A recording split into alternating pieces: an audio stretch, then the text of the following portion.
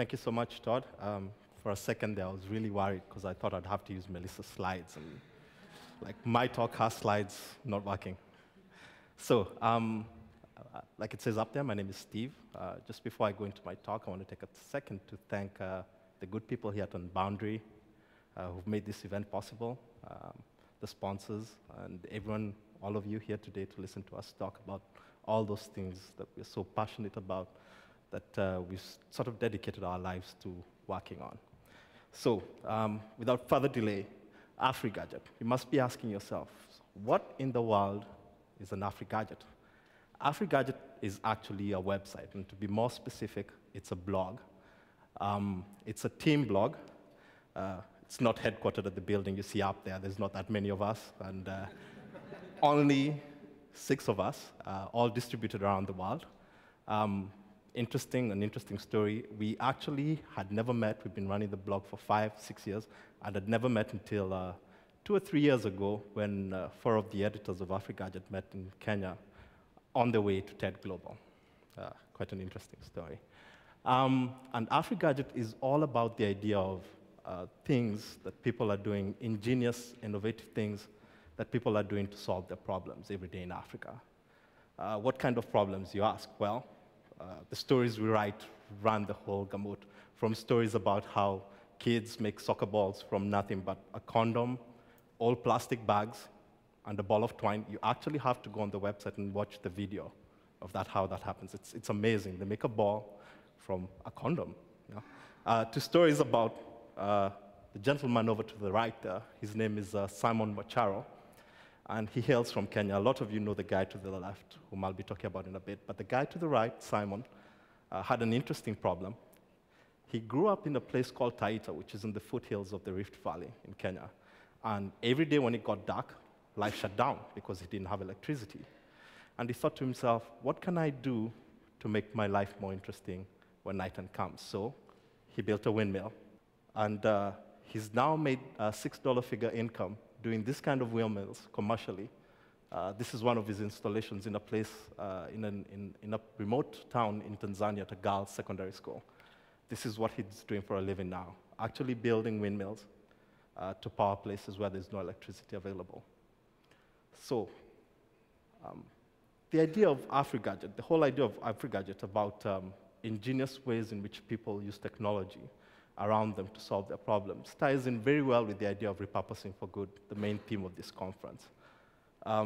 This is because the things people do are not only creative, they also take the materials that are being wasted around them and make something better of stuff that would just be wasted or thrown away.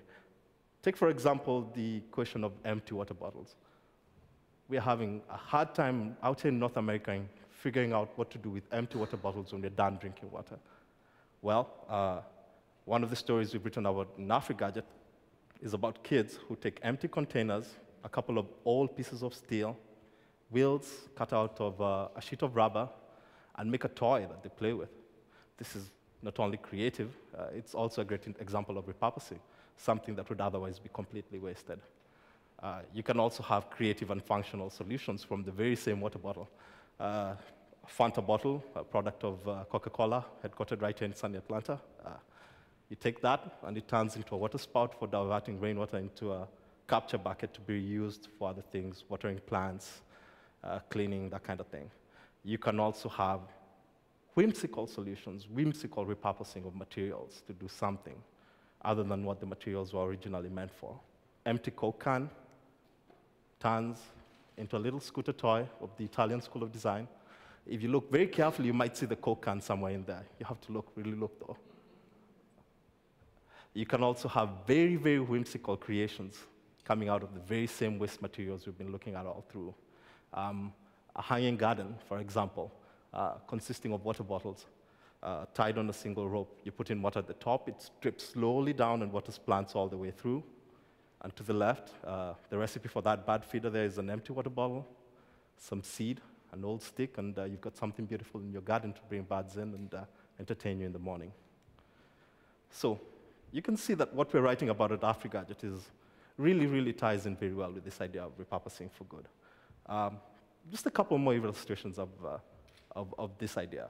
What I have here is a picture of a heap of scrap metal in a place called Kariokor, which is a little suburb outside Nairobi, where people make a living doing metalworking. And from this heap of metal, I'll show you so many things, so many examples of repurposing for good.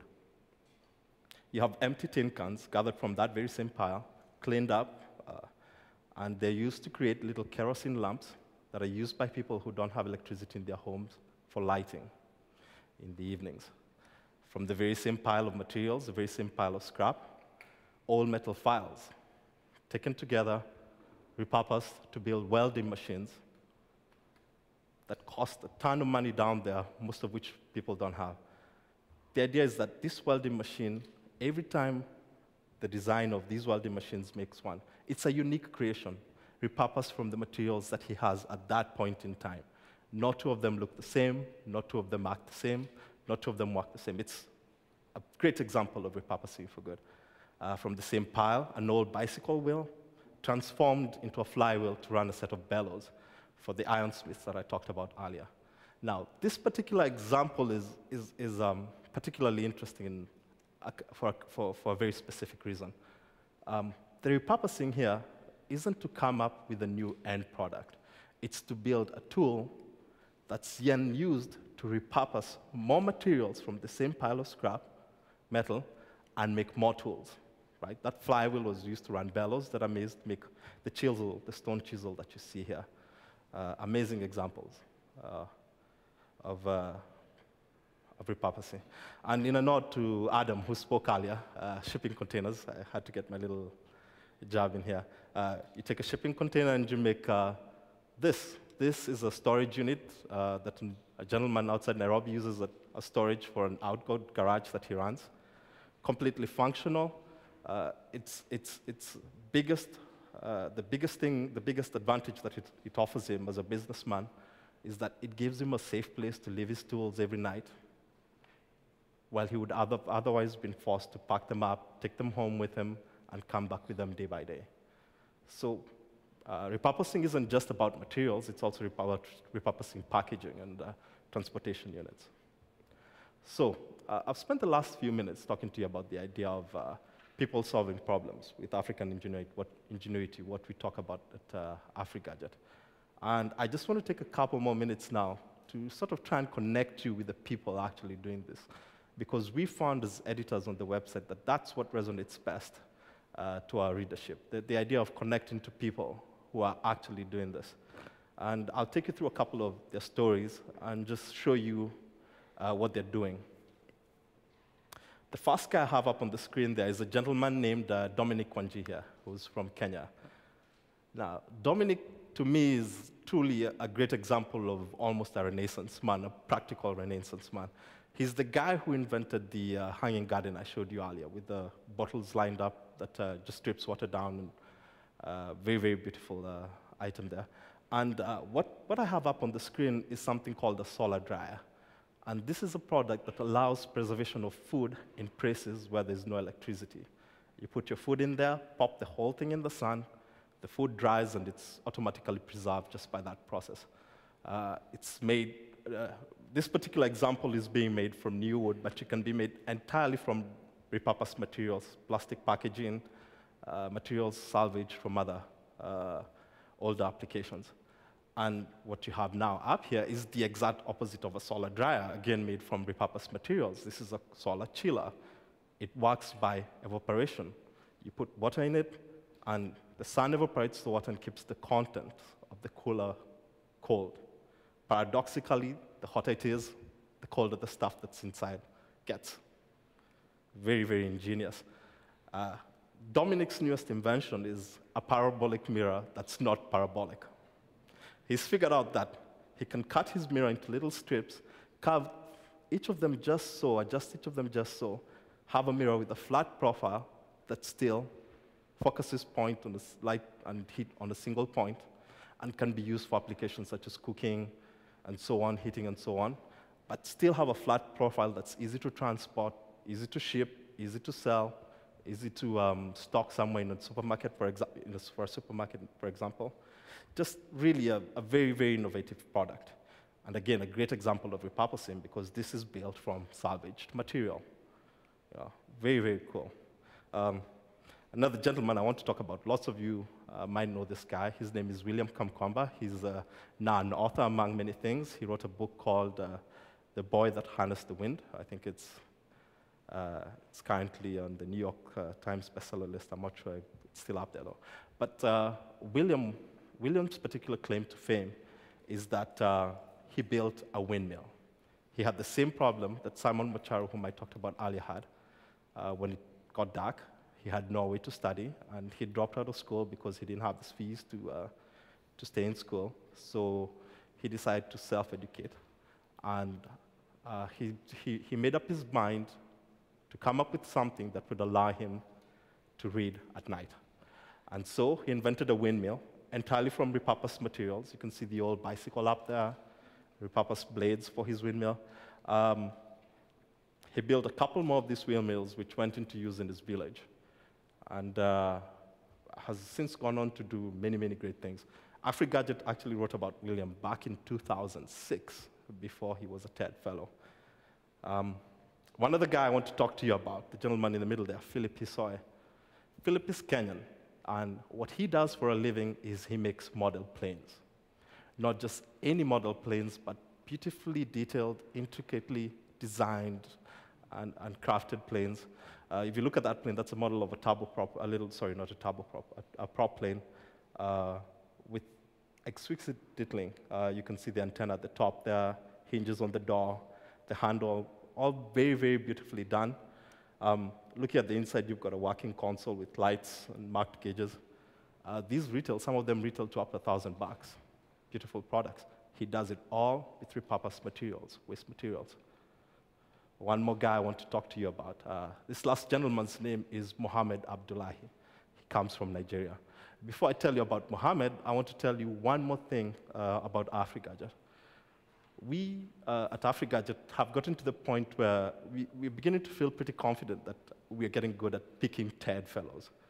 Of the more than 40 people we've profiled so far, 5 have gone on to become TED fellows. Mohammed, who built a helicopter from scratch in his backyard from repurposed materials, is a TED fellow this year. I'm looking forward to hearing him speak at TED, I think, in February. You can see the engine, the recycled Toyota engine that he has in the back to run his helicopter. Very, very cool. The paneling from this comes from cars, abandoned vehicles, salvage vehicles. An amazing piece of work. So as I close, I want to spend the last 1 minute of my talk showing you a little video that I took in 2007 of a gentleman named Peter Kahugo, who lives in Nairobi. Now, Peter's particular claim to fame is that he's made an AfriGadget that's not only creative and functional, he also makes his livelihood using this gadget. I'll just play it for you, the subtitling. I have a conversation with him in Swahili, and there's subtitles to help you understand what's going on. Kahugo, na hii kazi umefanya miaka ngapi? Miaka 2 sasa. Unachapa ni kama ngapi kila siku? Kila siku? Zenda nachapa ni kama ya 500 hivi. Kwa hivyo ni pesa mzuri. Ni pesa kazi mzuri.